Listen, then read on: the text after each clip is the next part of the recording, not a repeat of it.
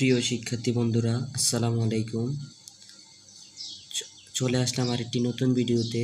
আজকে আমরা আলোচনা করব প্রথম শ্রেণীর ইংলিশের ইউনিট 3 লেসন 1 থেকে 3 পর্যন্ত। দেখো, ইউনিট 3তে যে জিনিসটি রয়েছে সেটি হচ্ছে সেইং গুড বাই, কীভাবে কাউকে বিদায় জানাতে হয়। দেখো, প্রথমে যে সিনটি আছে লক্ষ্য করো, ওখানে ম্যাডাম শ্রেণীকক্ষে প্রবেশ করেছে এবং ছাত্রছাত্রীরা দাঁড়িয়ে আছে। ম্যাডাম এসেই প্রথমে তাদেরকে বলতেছে হ্যালো স্টুডেন্টস, স্টুডেন্টরাও বলতেছে হ্যালো টিচার, যেটা ইংলিশের খুবই একটি গুরুত্বপূর্ণ ইউজফুল এক্সপ্রেশন।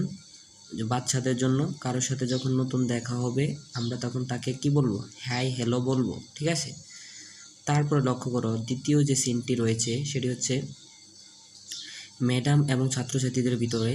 ম্যাডাম স্কুল ছুটির পরে চলে যাচ্ছে, ছাত্রছাত্রীরাও চলে যাচ্ছে।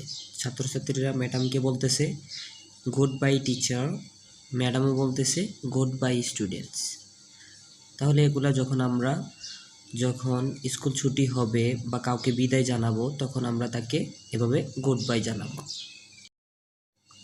সিতে দেখো একটি ছড়া আছে, দেখো RHYME, রাইম। রাইম অর্থ ছড়া বা কবিতা। LOOK, লোক অর্থ দেখা বা তাকানো।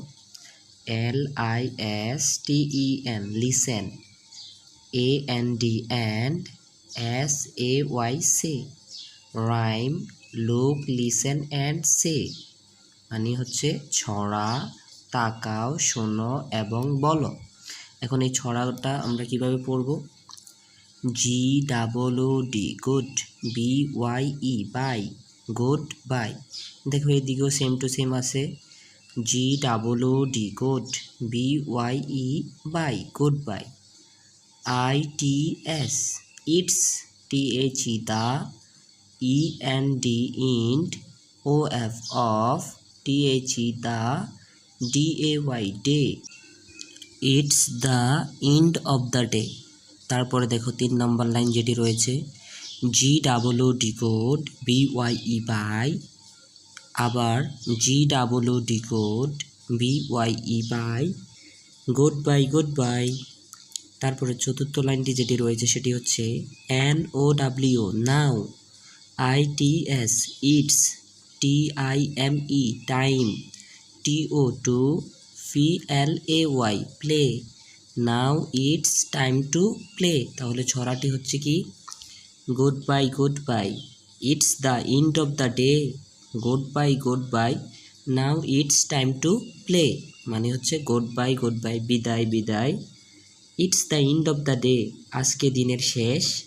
Good bye, now it's time to play, এখন খেলা করার সময়।